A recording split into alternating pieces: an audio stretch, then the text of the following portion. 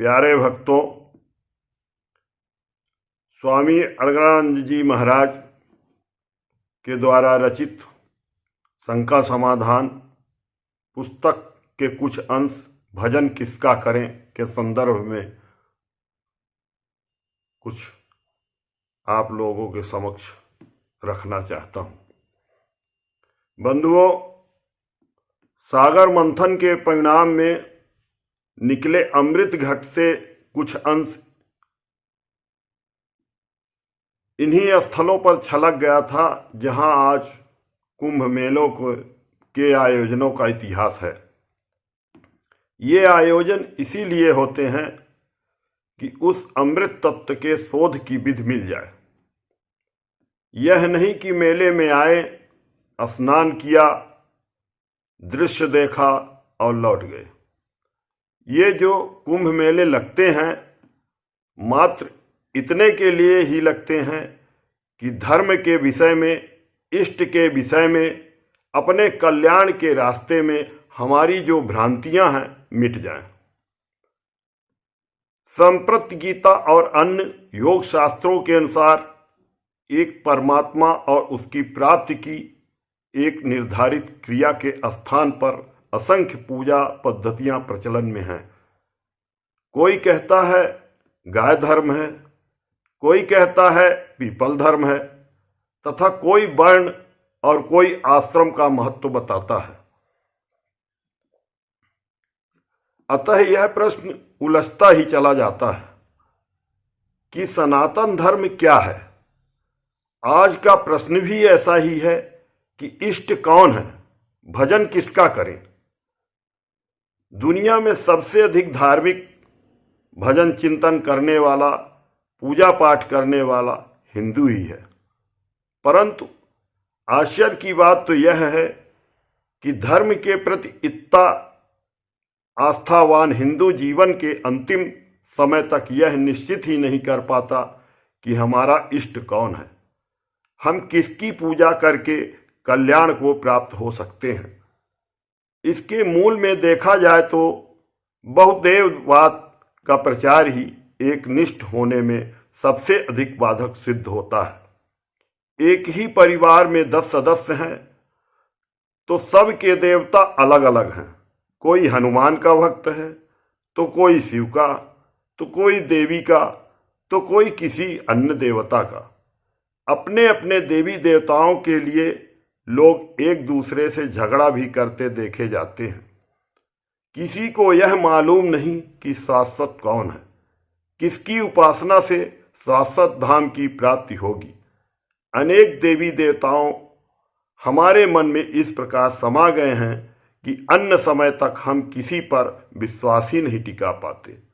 मृत्यु के समय जब लड़के आसपास खड़े होकर कहते हैं कि दादा अब चिंता त्याग कर भगवान का स्मरण कीजिए, तो दादा एक झटके से कह गुजरते हैं, हे हनुमान जी, हे दुर्गा जी, हे शीतला माई, हे विंध्यवासिनी देवी, हे मैहर वाली माता, हे हरुष ब्रह्मा बाबा, हे शंकर जी। अर्थात औसतन 25-30 नामों का एक साथ स्मरण करने लगते हैं। इस तरह भ्रांति अंत तक बनी रहती है। तो भला एक मंदिर 10 देवता क्यों कर बसे बाजार। हृदय एक ही मंदिर है जो एक परमात्मा को अपने अंदर स्थान दे सकता है। उसमें अनेक लोगों को स्थान नहीं दिया जा सकता। दुविधा में दो गए, माया मिली न राम। अतः हृदय देश में किसी एक को बैठाना ही उचित है। आइए देखें कि इस संदर्भ में हमारे पूर्व महापुरुषों ने क्या कहा। भगवान श्री कृष्ण ने किसे इष्ट कहा, भगवान राम ने किसका भजन करने के लिए कहा, भगवान शिव ने किसका स्मरण करने का निर्देश दिया, स्वयं इन आत्म पुरुषों ने किसका चिंतन किया। केवल इतनी ही बात आप ज्यों का त्यों मान लीजिए तो न संदेह है और न भविष्य में होगा। खेद इस बात का है कि हम उस पर विचार ही नहीं करते। कदाचित विचार आता भी है तो हम इतने भयभीत हैं कि इस विषय में अपने निर्णय को बदल नहीं पाते। कहीं पुराने वाले देवता महाराज नाराज न हो जाएं, दुख न दे दें। देखिए, इस विषय में योगेश्वर श्री कृष्ण ने गीता में अपना स्पष्ट विचार व्यक्त किया है। मामुपेत्य पुनर्जन्म दुखालयम शाश्वतम नास्तुवन्ति महात्मानः सिंधुम परमाम गता। अर्जुन, मुझे प्राप्त होकर पुरुष क्षणभंगुर दुखों की खान पुनर्जन्म को नहीं प्राप्त होता है, बल्कि वह पुरुष मुझे प्राप्त होता है जो पुनर्जन्म में आता है। वह दुखों की खान है, केवल मुझे प्राप्त होकर उसका पुनर्जन्म नहीं होता, बल्कि स्थानम प्राप्तस्सी शाश्वतम, वह शाश्वत सदा रहने वाला स्थान परम धाम को पा जाता है। अब देखना है कि पुनर्जन्म में आता कौन कौन है। आब्रहा भुवना लोका पुनरावर्तिनोऽर्जुन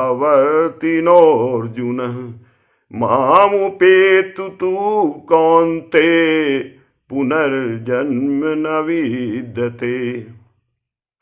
अर्जुन, ब्रह्मा से लेकर 14 भुवन चराचर जगत पुनरावर्ती स्वभाव वाला है, किंतु मुझे प्राप्त होने वाला पुरुष पुनर्जन्म को प्राप्त न होकर शाश्वत धाम को पा लेता है। स्पष्ट है कि ब्रह्मा और उनके द्वारा सृजित सारी सृष्टि मरणाधर्म है।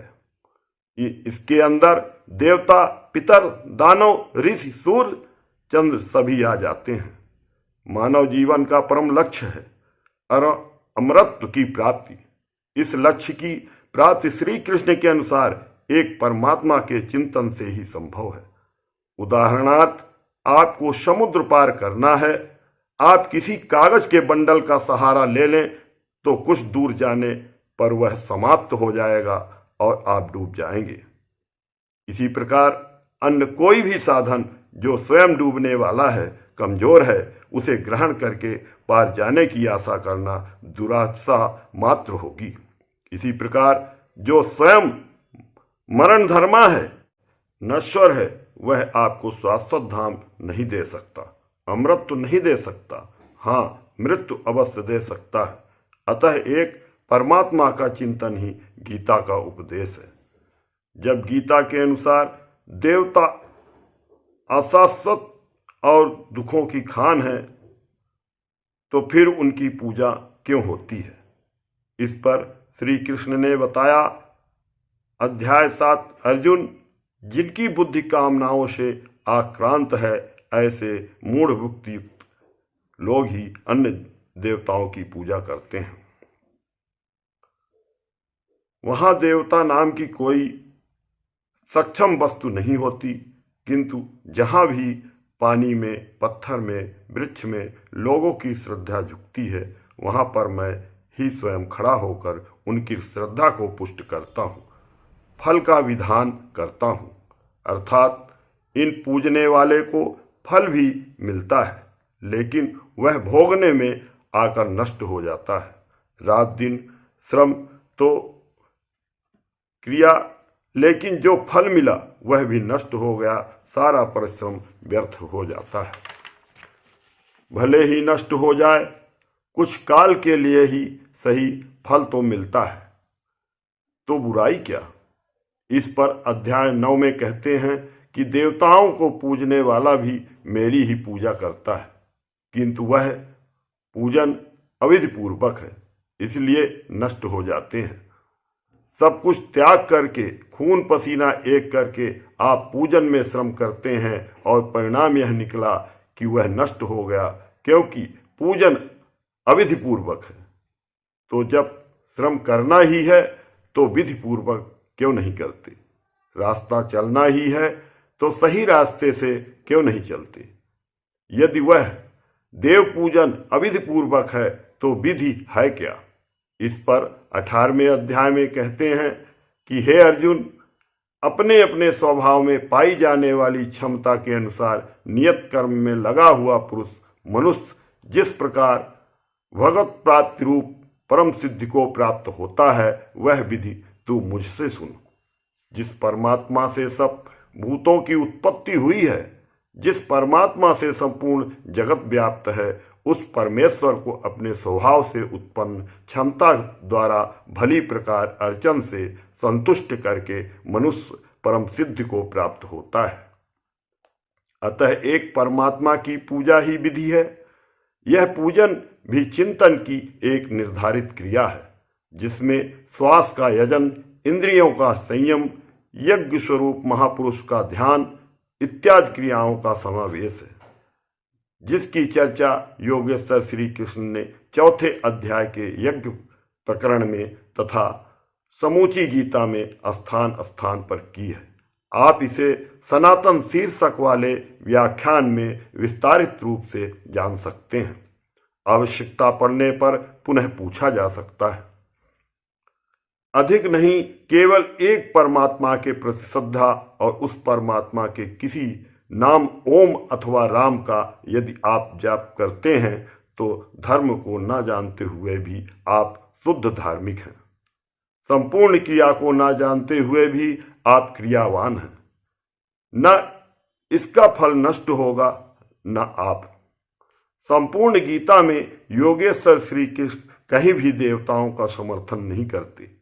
अध्याय 9 में ही ये कहते हैं कि कुछ लोग मुझे पूज कर स्वर्ग की कामना करते हैं, मैं उनको विशाल स्वर्गलोक के भोग देता हूँ, किंतु वे क्षीणे पुण्य मत्तरलोकम विसंति, पुण्य क्षीण हो जाने पर स्वर्ग से गिर जाते हैं, लेकिन गिरने पर भी उनका विनाश नहीं होता, क्योंकि वे विहित कर्म से चलने वाले हैं। जो सही विधि है अर्जुन, इस विहित कर्म में आरंभ का नाश नहीं होता। साधक चलते चलते कोई इच्छा कर भी ले तो भगवान उसकी पूर्ति करेंगे। वह वस्तु शाश्वत थी कब, इसलिए वस्तु तो भोगने में आ जाती है, किंतु उस भक्त का विनाश नहीं होता, क्योंकि वह विधि पूर्वक करने वाला है। वस्तुतः ब्रह्मा से उत्पन्न ब्रह्मलोक, देवलोक, पशु कीट पतंगाद लोक सभी भोग योनियां हैं।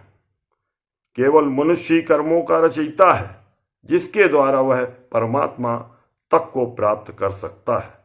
अपवर्ग साध सकता है। शरीर धारण के क्षेत्र में आप देवताओं से भी भाग्यशाली हैं, बढ़कर हैं, क्योंकि यह तन सुर दुर्लभ है और आपको मिल चुका है। आप उनसे कौन सी आशा करते हैं?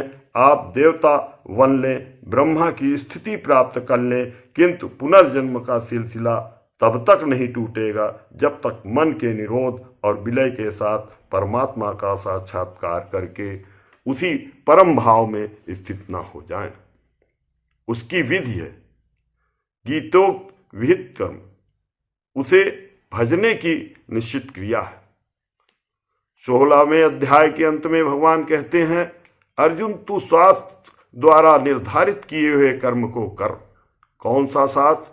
कहीं अन्यत्र भटकने की आवश्यकता नहीं। किम नए शास्त्र विस्तरह, अन्य शास्त्रों के पचड़े से क्या प्रयोजन? भगवान ने स्वयं बताया, इत गुहातम शास्त्र विद मुक्तम मयानुधम। अर्जुन, यह गोपनीय से भी अति गोपनीय शास्त्र मैंने तेरे लिए कहा। अगले ही श्लोक में कहते हैं कि तेरे कर्तव्य और अकर्तव्य की व्यवस्था में शास्त्र ही प्रमाण है, इसलिए तू शास्त्र द्वारा नियत कर्म को कर। जो शास्त्र विधि त्याग कर अपनी इच्छा अनुसार बरतता है, उसके लिए ना सुख है, ना परम गति, ना लोक है और ना परम लोक। अतः आप सब गीता शास्त्र द्वारा नियत कर्म करें। भूत भवानी की पूजा कर अपना यह लोक और परलोक न बिगाड़े। योगेश्वर श्री कृष्ण के अनुसार उपयुक्त निर्देश पर अर्जुन ने जानना चाहा कि जो लोग शास्त्र विधि को त्याग कर किंतु श्रद्धा पूर्वक भजते हैं, उनकी कौन सी गति होती है। भगवान ने बताया कि अर्जुन, यह पुरुष श्रद्धामय है, कहीं ना कहीं इसकी श्रद्धा अवश्य होगी। शास्त्र विधि को त्याग कर भजने वालों की श्रद्धा 3 प्रकार की होती है। सात्विक श्रद्धा वाले देवताओं को, राजसी श्रद्धा वाले यज्ञ राक्षसों को और तामसी श्रद्धा वाले भूत प्रेतों को पूजते हैं। ये तीनों केवल पूजते ही नहीं, अथम परिश्रम करते हैं, घोर तप को तपते हैं। किंतु अर्जुन, ये तीनों प्रकार के श्रद्धा वाले शरीर रूप में स्थित भूत समुदाय को और अंतःकरण स्थित मुझ अंतर्यामी परमात्मा को कृश करने वाले हैं, मुझसे दूरी पैदा करते हैं, न कि भजते हैं। अर्जुन, इन सब को तू असुर जान, अर्थात देवी देवताओं को पूजने वाले भी असुर हैं। असुर का मतलब क्या 2 सींग वाला, बड़े बड़े दांतों वाला कोई अजीब विचित्र जीव नहीं। परम देव परमात्मा के देवत्व से जो वंचित रहने वाला है वह है असुर। श्री कृष्ण के अनुसार दुनिया में मनुष्य 2 प्रकार का है, एक देवताओं जैसा, दूसरा असुरों जैसा। दैवी संपत्ति नामक गुणों को धारण करने वाला देवताओं जैसा है और असुरी संपत्ति वाला दुर्गुणों को धारण करने वाला पुरुष असुरों जैसा है। आपका एक सगा भाई देवता और दूसरा सगा भाई असुर हो सकता है। अस्तु योगेश्वर कहते हैं कि इन सबको तू असुर जान, इससे अधिक कोई क्या कहेगा।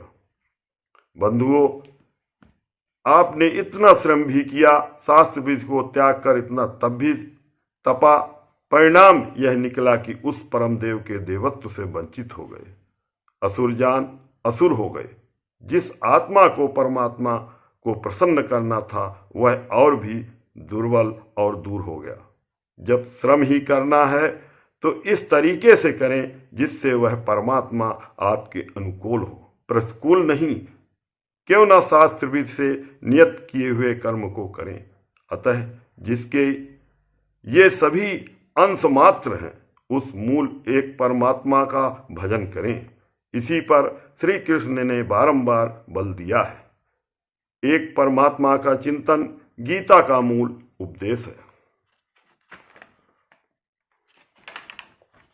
अब इस चिंतन का अधिकारी कौन है? हम तो बड़े पापी हैं, अर्जुन जैसा भाग्य हमारा कहाँ।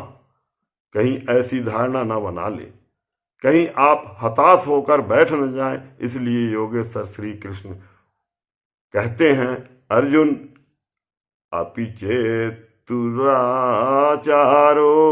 भजते मामन्य भाग साधुरेव सा मंतव्य सम्यव्यविसितो सह। अत्यंत दुराचारी भी यदि अनन्य अर्थात अन्य ना मुझे छोड़कर अन्य किसी देवता को न भजते हुए केवल मुझे भजता है, वह साधु ही मानने योग्य है, क्योंकि वह यथार्थ निश्चय से लग गया है। क्षिप्रम भवति धर्मात्मा सत्संतिम निगच्छति। इस प्रकार लगने से वह शीघ्र ही धर्मात्मा बन जाता है और परम धर्म परमात्मा से संयुक्त अंतःकरण वाला हो जाता है और सदा रहने वाली शाश्वत शांति को प्राप्त कर लेता है। अतः आप अत्यंत दुराचारी या दुराचारियों के सिरमौर ही क्यों न हो, अन्य बहुत से दुराचारों की योजना भी क्यों न बनाते हो, यदि एक परमात्मा के प्रति श्रद्धा और उस परमात्मा की प्राप्ति की क्रिया, यज्ञ की क्रिया, नियत कर्म में श्रद्धा के साथ लगते हैं तो आप शीघ्र ही धर्मात्मा हो जाएंगे। कौन्ते प्रतिजानी न मे भक्ता प्रणश्यति। अर्जुन, तू निश्चय पूर्वक सत्य जान कि मेरा भक्त कभी नष्ट नहीं होता, अस्तु अन्य किसी के पूजने का विधान नहीं है। ठीक एक परमात्मा के प्रति श्रद्धा स्थिर हो गई, धर्माचरण के लिए तैयार भी हो गए, किंतु उस एक परमात्मा को खोजे कहाँ? क्या तीर्थों में, मंदिरों में भजन किया जाए तो कहां पर किया जाए, इस पर अध्याय 18 के 21वें श्लोक में कहते हैं, ईश्वरः सर्वभूतानां हृदयादेशर्जुन तिष्ठते ब्रह्माण्डं सर्वभूतानि यन्त्रारूढानि मायया। अर्जुन, वह ईश्वर संपूर्ण भूत प्राणियों के हृदय देश में निवास करता है, जब इतना समीप है तो दिखता क्यों नहीं। तब बताते हैं कि माया रूपी यंत्र में आरूढ़ होकर सब लोग भ्रमवश भटकते रहते हैं, इसलिए नहीं देख पाते। तो क्या करें, शरण किसकी जाए। गीता के 18-62 श्लोक में कहते हैं, तमेव शरणं गच्छ। अर्जुन, उसी हृदय देश में स्थित ईश्वर की शरण में जाओ, सर्व भावेन, संपूर्ण भावों से जाओ। ऐसा नहीं कि आधा भाव देवी में तो चौथाई देवता में, संपूर्ण हृदय से समर्पित हो जाओ, इससे लाभ। तब कहते हैं, तत्प्रसादात् पराम शांतिम स्थानम प्राप्य शाश्वतम। उसी कृपा प्रसाद से तुम परम शांति को प्राप्त कर लोगे, उस स्थान को पा जाओगे जो शाश्वत है, सदैव है। अतः परमात्मा के शोध की स्थली हृदय देश है, बाहर कहीं नहीं। किंतु समस्या तो यह है कि वह हृदय देश, हृदयस्थ ईश्वर आरंभ में दिखाई नहीं देता। हृदय वाले ईश्वर की शरण जाएं तो कैसे जाएं। तो अगले ही श्लोक में कहते हैं, अर्जुन, गोपनीय से भी अति गोपनीय एक बात और सुन, भला वह गोपनीय बात है क्या। मन्मना भव मद्भक्तो मद्वाजी माम नमस्कुरु मामेवस्यसि सत्यम ते प्रजिजानि प्रियोऽसि मे। अर्जुन, तू मेरे में अनन्य मन वाला हो, मेरा अनन्य भक्त हो, मेरे प्रति श्रद्धा से पूर्ण हो, मेरे को नमन कर, मेरे द्वारा निर्दिष्ट कर्म को कर। ऐसा करने से तू मेरे को ही प्राप्त होगा। पहले बताया था तत्वदर्शी की शरण में जा, अभी बताया ईश्वर हृदय देश में है, उसकी शरण में जा, शाश्वत स्थान प्राप्त करेगा। यहाँ कहते हैं, मेरी शरण में आ। वास्तव में योगेश्वर श्री कृष्ण और भगवान एक दूसरे के पूरक हैं। शाश्वत धाम को पाना और सद्गुरु जिस परमात्मा भाव में स्थित है उसे पाना एक ही बात है। इसलिए सद्गुरु की शरण नितांत आवश्यक है। सद्गुरु ही भगवान के धाम में प्रवेश की कुंजी है। भगवान है, किंतु सद्गुरु के अभाव में वह हमारे दर्शन और प्रवेश के लिए नहीं। श्री कृष्ण एक योगेश्वर थे, सद्गुरु थे। यह बात आसानी से गले के नीचे उतरती नहीं, इसीलिए योगेश्वर पुनः बल देते हैं। सर्वे धर्मान् परित्यज्य मामेकं शरणं व्रज अहं त्वा सर्व पापेभ्यो मोक्षयिष्यामि मा शुचः। अर्जुन, सारे धर्मों को त्याग कर एक मेरी शरण को प्राप्त हो, मैं तुझे संपूर्ण पापों से मुक्त करा दूंगा।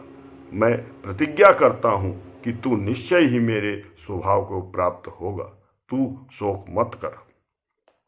प्रत्येक महापुरुषों ने यही कहा। भगवान राम कहते हैं, भगति मोय। इसी क्रम में बौद्ध कहते हैं, बुद्धम शरणम गच्छामि। जैन कहते हैं, सम्यक दर्शन ज्ञान चरित्राण। तीर्थांकरों का दर्शन, उनका बताया ज्ञान और उनकी तरह का चरित्र निर्माण मोक्ष का साधन है। सिख कहते हैं वाहे गुरु।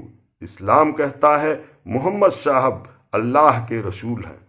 ईसा कहते हैं संसार के भार से दबे लोगों मेरे पास आओ, मैं तुम्हें विश्वास दूंगा। पूज्य महाराज जी कहते थे, हो हम भगवान के दूत हैं, मुझसे मिले बिना कोई भगवान से नहीं मिल सकता। सभी तो आपको बुला रहे हैं, किसके किसके पास जाएंगे आप। महापुरुषों के इन कथनों का आशय मात्र इतना है कि आप अपने समकालीन किसी तत्वदर्शी की शरण ग्रहण करें। धन्यवाद। यह भजन किसका करें अंक में, क्योंकि वीडियो बहुत लंबा हो रहा। अगला अंक, यदि आप लोग हमारे चैनल को लाइक कमेंट करेंगे तो निश्चित रूप से मेरा मनोबल बढ़ेगा और आगे के अंक को मैं इस वीडियो के माध्यम से आप तक पहुंचाने का प्रयास करूंगा। धन्यवाद।